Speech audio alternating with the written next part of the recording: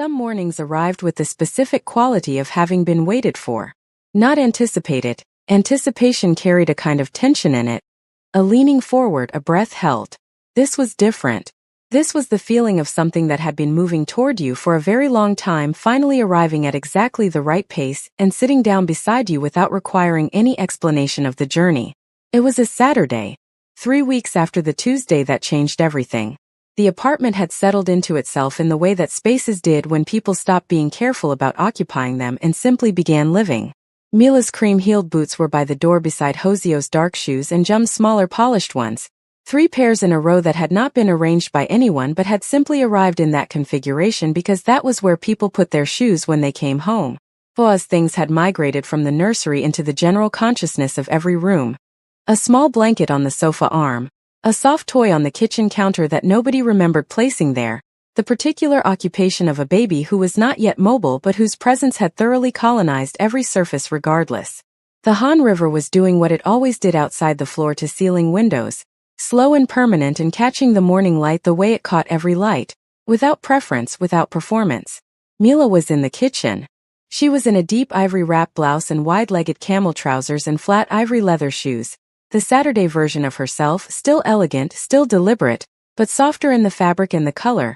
The version that existed when the boardroom was not the destination. Her hair was loose around her shoulders. Back to loose. She had decided the low bun belonged to the day of reckoning. And that day was finished and done, and she was returning her hair to where it wanted to be. She was making coffee. Real coffee. Not the hospital machine variety that Jum had delivered with professional embarrassment 3 weeks ago, but the kind that required attention and a specific grinder and the small copper pot that she had found in the kitchen cabinet on day 2 of living here and had asked Joseo about, and he had said, "It was my mother's," and she had treated it with the specific reverence that objects earned by being someone's mother's. She ground the beans. She filled the copper pot. She stood at the counter and watched the Han River through the kitchen window and felt, for the first time in 7 years without qualification or condition or the awareness of a threat somewhere in the architecture of the feeling. Safe. Simply that. Safe. Welcome to Black Silk Stories, the home of Afro-Korean stories that hit different. Subscribe, drop a comment, and do not go anywhere. This is the final episode of Daddy I Found Them, and we are going to land this story exactly where it deserves. Jum appeared in the kitchen doorway at 7:40. He was in a deep navy suit, the specific navy of a Saturday that still required a suit because Jum on a Saturday still required a suit the way the Han River on a Saturday still required being the Han River, with a white dress shirt and dark shoes and his dark hair neatly combed and his hands at his sides and his dark serious eyes finding Mila at the counter with the copper pot. "That smells different," he said. "Good different or bad different?" Mila said without turning around. He considered this seriously. "Better different," he said. "Your grandmother's pot," Mila said. "Your father told me it was hers." Jum came into the kitchen and stood beside her at the counter, not at the table, beside her at the counter, and looked at the copper pot with an expression she was learning to read as the one he wore when something had just become more significant to him than it was 30 seconds ago. "He keeps it," Jum said. "Every time we move he brings it. It is always the first thing unpacked." "Yes," Mila said. "That sounds like him." Jum looked at her. "You know him," he said. It was an observation rather than a surprise, the tone of someone filing a confirmation of something they already understood. "I used to," Mila said. "I am learning him again." "Is it different?" Jum asked.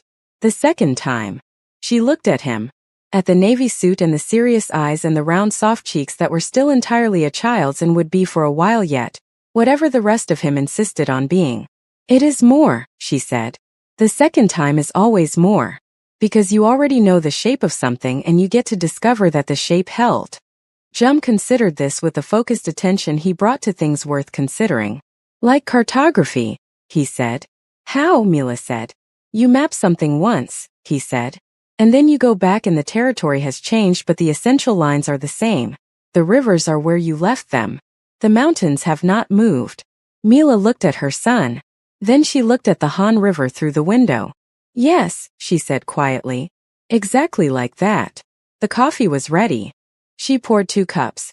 A full one for herself and a smaller one for Jum, because Jum had asked for coffee at breakfast 3 days ago with the straightforward certainty of someone who had decided they were ready for coffee, and Joseo had looked at Mila and Mila had looked at Joseo, And they had both understood that arguing with this particular child about this particular decision was not how either of them wanted to spend a morning, and she handed the smaller one across. Jum accepted it with both hands. He took a sip. He considered it carefully. Better than the hospital machine, he said. Considerably, Mila said. They stood at the counter together drinking coffee in the Saturday morning kitchen with the Han River through the window and the copper pot between them and the apartment quiet around them, and it was ordinary. Completely ordinary. The specific ordinary of a Saturday morning that had been waited for without knowing it was being waited for, and had finally arrived. Hoseo came through at 8:15. He was in dark trousers and a white linen shirt. No suit jacket, no tie, the Saturday version of himself that Mila had not seen before these 3 weeks and had been quietly cataloging alongside everything else she was relearning. And his hair was slightly less perfectly swept than it was on working days, which was the only concession the morning had extracted from him and which she found, privately, entirely disarming. He stopped in the kitchen doorway. He looked at Jum and Mila at the counter with their coffee cups. Something moved across his face. Not surprise, not the assembled expression of a man in a meeting, but the unguarded expression of a man who has walked into a room and found something in it that he did not know he was going to find and is simply having the feeling of it without managing it first. "The copper pot," he said. "Yes," Mila said. "I hope that is all right." "Yes," he said. "It is more than all right." He came to the counter. He poured himself coffee. He stood beside Mila, on her left, Jum on her right, and they stood at the counter together, the three of them, drinking coffee on a Saturday morning while Siowa slept in the nursery and the Han River moved outside and the city did its unremarkable weekend business below. Nobody said anything for a while. Nobody needed to. Siowa woke at 9 with her characteristic announcement. The preliminary small sounds followed by the full declaration that the morning had arrived and she had opinions about it. And Mila went to her and brought her back to the sitting room where the Saturday arranged itself with the unhurried ease of people who had been in the same space long enough that the space had learned their preferences. Hoseo took Siowa while Mila finished her coffee. He held her with the ease of a man who had done this before, 7 years before, with another child. And Siowa looked at him with the focused intensity of a baby conducting a thorough assessment of the person holding her and arriving, apparently, at a satisfactory conclusion because she settled against his chest with the specific trust of someone who had decided this was acceptable. Jum watched this from his chair with the cartography book, open today, actually being read, and said without looking up, "She likes you." "Yes," Hoseo said. "She did not like Beck," Jum said. "When he held her on Thursday she made her objection known." "Beck has that effect on people initially," Hoseo said. "I will tell him you said that," Jum said. "You will not," Hoseo said. "No," Jum agreed. "I will not." Mila watched the three of them from the sofa, the man holding the baby, the boy with the book, the Han River moving behind them all, and thought that this was the thing nobody told you about the end of a very long difficult chapter. They told you about the resolution, the justice, the restoration. They did not tell you about the Saturday mornings after, about the copper pot and the 3 coffee cups and the baby deciding Beck was unacceptable, about the specific weight of a morning that required nothing of you except to be in it. She had built an empire to survive. She had not known she was also building toward this. It was Jum who made the move at 10:30. He closed the cartography book. He set it on the chair arm with the cover face up. He stood up and smoothed the front of his navy suit jacket with both small hands in the particular way he smoothed things before something important. And he looked at his father in the chair across the room with Siowa settled against his chest. "Daddy," he said. "Yes. I have a question." "Then ask it," Hoseo said. With the complete attention he always gave his son when his son had a question, Siowa shifting slightly in his arms, her eyes beginning to drift toward sleep. Jum looked at his father, then at Mila on the sofa, then back at his father. "Before I was born," he said. "Did you marry my mother?" The sitting room held the question. The Han River moved outside. Hoseo looked at his son with the expression of a man who has been asked something direct by the most direct person he knows, and is going to answer it with complete honesty, because that is the only currency that has ever worked between them. "No," he said. "I did not." Jum nodded. He had known the answer.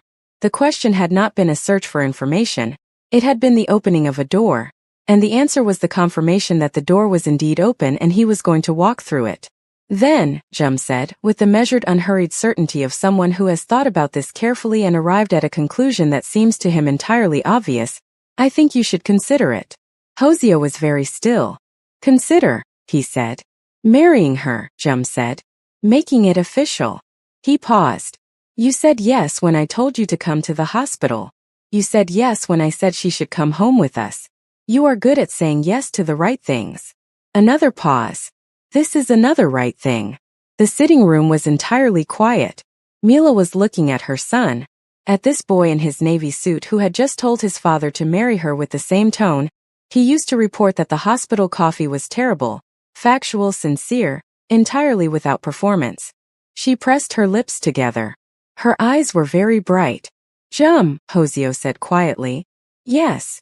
You are 7 years old, Hosea said. Yes, Jum said. And I have been paying attention for all 7 of them. He looked at his father directly. She is your river, Daddy. She is where you left her. She has not moved. The Han River moved outside the floor-to-ceiling windows, slow and permanent and entirely itself. Hosea looked at his son for a long moment. Then he looked at Mila. She was looking at him with dark almond eyes that were very bright and full lips that were pressed together, and the specific expression of a woman who has just heard her son describe her as a river, and is not going to recover from it quickly and does not particularly want to. Is he always like this? She said. Always, Hosea said. Good, she said softly. Do not let anyone change it. Nobody could, Hosea said. Jum looked between them with the patient expression of someone who has made his case and is waiting for the adults in the room to catch up. Well, he said. Think about it. And he picked up the cartography book and sat back down and opened it and began to read. At 11, Mila found herself in the nursery. Not because Sioa needed her. Sioa was asleep on Hosea's chest in the sitting room with the specific boneless trust of a baby who had conducted her assessment and rendered her verdict, but because she needed a moment in the room that had been arranged between midnight and morning by a man who did not announce what he was doing. She stood in the doorway the way she had stood in it the first time. The simple white crib. The small chest of drawers. The soft rug. The painting on the wall in the colors of early morning. She thought about Jum at 6 months old. About the morning she had left. About picking him up and holding him for longer than she should have because she had known that if she held him long enough she would not be able to put him down. She had put him down. And he had grown into someone who used cartography to explain strategic principles, and told his baby sister she had the right cheekbones, and told his father to consider marrying his mother because she was his river and had not moved. She had put him down to protect his life. He had grown up to rebuild hers. She felt the presence behind her before she heard the footstep. Hosea. She had learned the specific quality of his presence in a doorway, the way it altered the atmosphere of a room in the particular way that certain people altered atmospheres without trying. She did not turn around. He gets it from you, she said. The directness. He gets the cartography from somewhere I have not identified, Hosea said. She almost smiled. The copper pot, she said. Was that your mother's kitchen? Growing up? Yes, he said. She made coffee every morning in it. The same way. Standing at the counter. I did not know that when I used it, Mila said. I know, he said. It felt right anyway. She turned. He was standing in the doorway with his white linen shirt and his dark trousers and his morning hair and his dark intense eyes that were looking at her the way they had been looking at her since a hospital corridor 3 weeks ago, with the specific quality of a man who has found something he lost and is not going to make the mistake of being careless with it again. Hosea, she said. Yes. Your son told you to consider something, she said. Yes, he said. He did. And, she said. He looked at her. I considered it, he said. In approximately 4 seconds, which is 3 seconds longer than it needed. Mila looked at this man in the doorway of the room he had arranged between midnight and morning. Ask me properly, she said. When you are ready. Not now. Not in a nursery doorway. When, he said. When Jum is at that table with his book, she said. And Siwa is doing whatever she has decided to do that day. And the Han River is outside the window, and the copper pot is on the counter. That is a very specific set of conditions, he said. Yes, she said. It is. She walked toward the doorway. Toward him. She stopped when she was close enough that the morning light from the nursery window fell across both of them equally. Hoseo, she said quietly. Yes. The answer is already yes, she said. I just want the question asked properly. He looked at her for a long moment. All right, he said. She walked past him into the corridor. She stopped. And then she did something she had not yet done in all of this. Not on the street, not in the hospital room, not in the safe house kitchen, not in 3 weeks of the same apartment. She turned around and she walked back to him and she put her arms around him and she held on. Not dramatically. Not with the performance of a reunion. Simply and completely, the way you hold something you thought you had lost and discovered you had not, the way you hold something that held its shape while you were gone.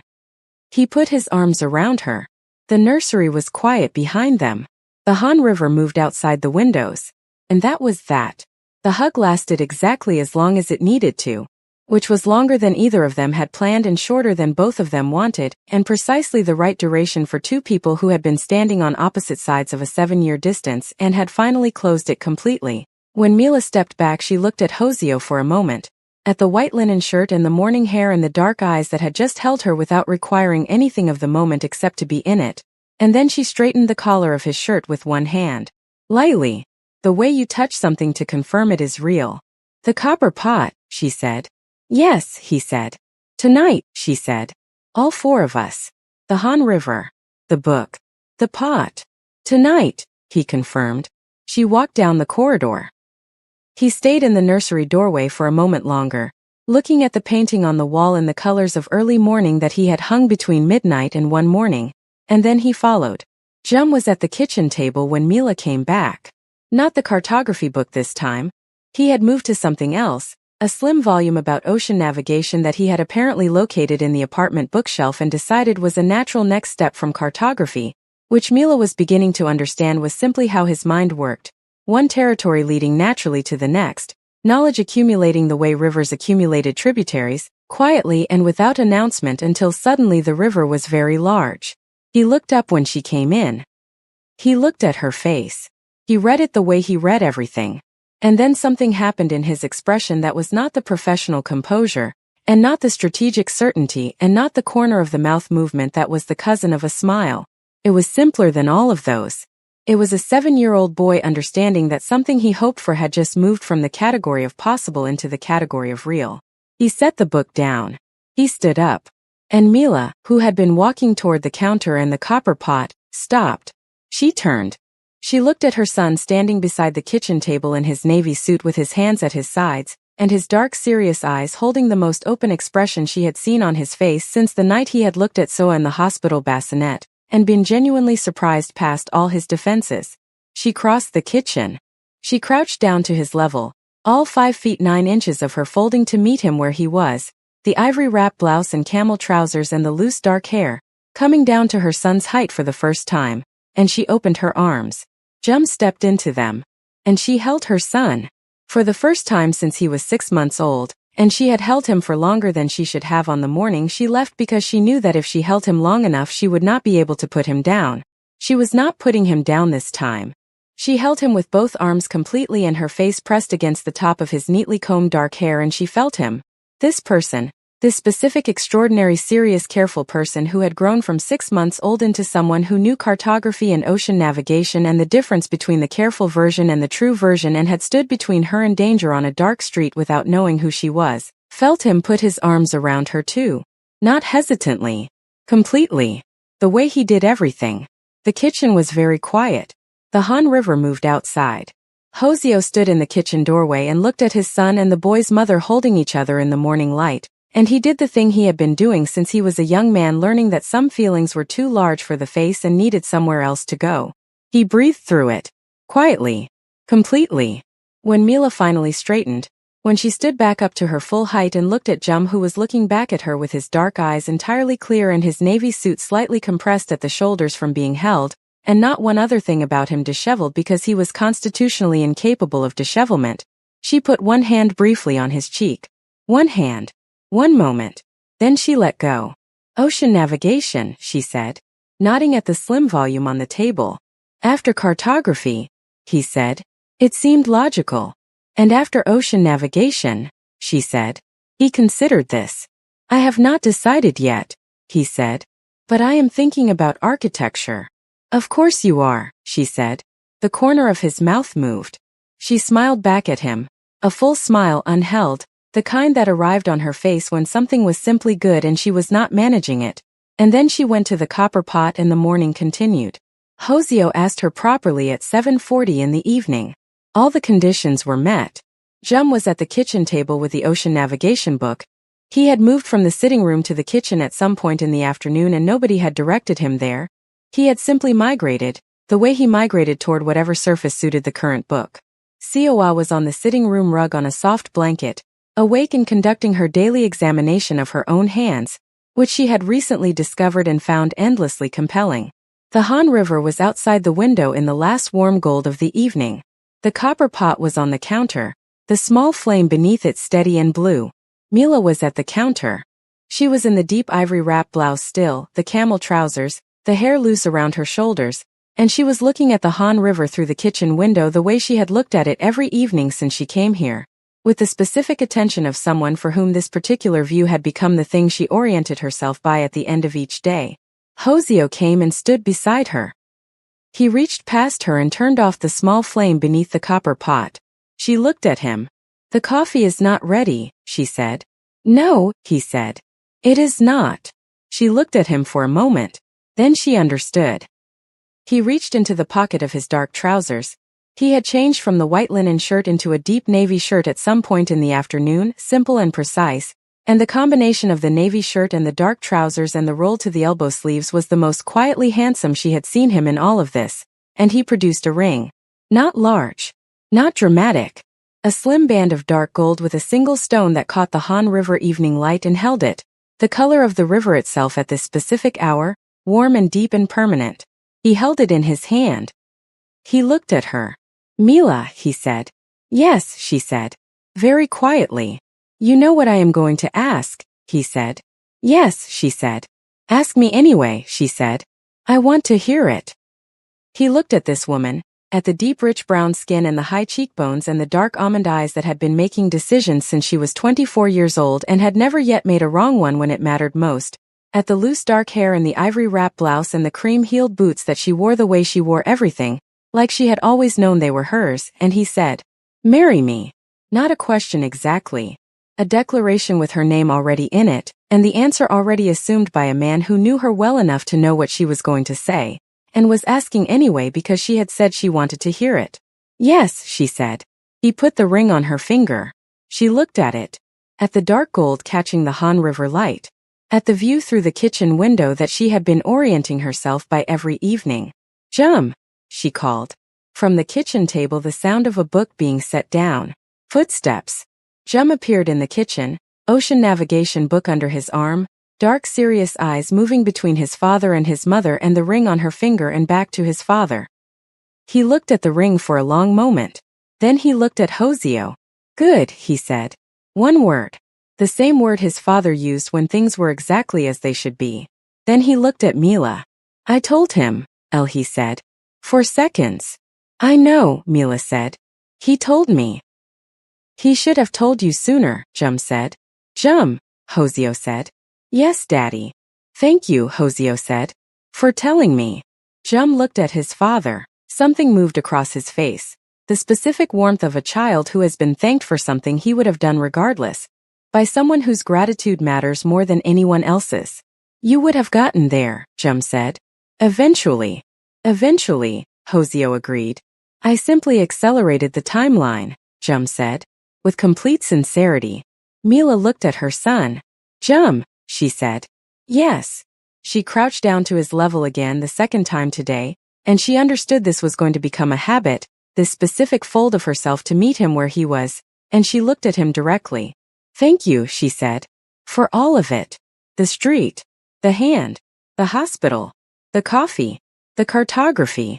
All of it. Jum looked at her for a moment. You are welcome, he said. Simply. Completely. The way he accepted everything without diminishing it and without making more of it than it was. Then, also, he said, the coffee tonight is going to be cold because he turned off the flame too early.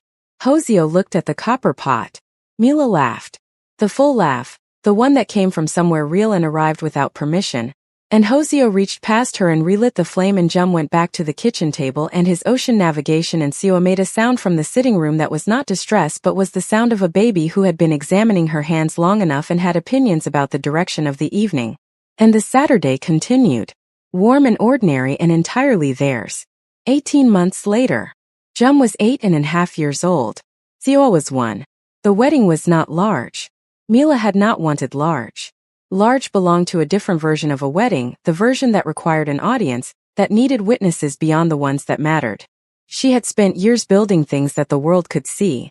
This was something she was building for the 4 of them, and the 4 of them were sufficient witnesses. The ceremony was in the apartment. The Han River through the floor-to-ceiling windows on a clear Saturday morning. The same kind of morning that had started all of this, the kind that arrived without announcement and sat down without requiring explanation. The furniture had been moved to the edges of the sitting room. Flowers, white and deep gold, and the specific green of the Han River in certain lights. Arranged by Ji-yeon, who had approached the task with the same composed precision she brought to everything and had produced something that looked like it had simply grown there. Beck was present in a dark suit that was slightly better than his usual dark suit, which was his version of formal, and he stood near the door with the expression of a man who had decided that whatever expression was appropriate for this specific occasion, he was going to find it and maintain it with the same discipline he brought to everything. Soo-yeon was there, sharp bob, clean framed glasses, charcoal blazer over a silk blouse, the expression of a woman who had filed the legal paperwork for this marriage with the same brisk efficiency she brought to all legal proceedings and was now present for the outcome with appropriate satisfaction. Mila wore ivory. Not white, ivory, the color of the wrap blouse from the Saturday morning, the color she had apparently decided was hers for the significant days. A structured floor-length dress with a neckline that framed her collarbones and sleeves that ended at the wrist, and a skirt that moved the way the Valentino had moved, like water, like something that understood its own nature completely. Her hair was down. Of course it was down. This was not a bun day. This was a hair loose around her shoulders day for every remaining day of her life if she chose it, and she chose it. A single piece of jewelry. The dark gold ring on her left hand that caught the Han River light the way it had caught it every evening for 18 months. Hoseo wore charcoal. His finest suit, the one that existed in a category beyond the deep charcoal almost black of the day of reckoning, the one that had been made for a specific occasion and had been waiting. White shirt. Dark gold tie, the color of the ring chosen deliberately. Dark shoes. His hair swept back with the precision of a man who had been precise about his hair for 39 years, and was not going to stop now. He looked at Mila when she came to stand beside him, and his face did the thing it did when he was feeling something too large for managing. The expression that broke through every layer of control for exactly one unguarded second before being gathered back in. She saw it. She always saw it. She had always been the person who saw it. Jum stood beside his father. He was in a new suit, the finest of the series, a deep midnight blue with a subtle sheen that caught the morning light, white dress shirt, a small dark gold pocket square that matched his father's tie and that he had apparently requested and arranged himself because of course he had, and he stood with his hands clasped behind his back and his back completely straight and his dark serious eyes moving between his father and his mother with the expression of a child who has been right about something important and is not making an announcement about it because the moment itself is the announcement. Seowa was held by Ji-yeon in a white dress with small gold buttons that Mila had chosen with the focused attention she brought to important decisions. Seowa was examining Ji-yeon's earring with the concentrated interest of a 1-year-old, who had recently discovered that other people's accessories were endlessly interesting and entirely available for investigation. The officiant, a quiet man in a dark suit who understood that his role today was to provide the legal architecture for something that had already been decided by a 7-year-old with a cartography book, read what needed to be read. Hoseo and Mila said what needed to be said. And then it was done. Not with drama.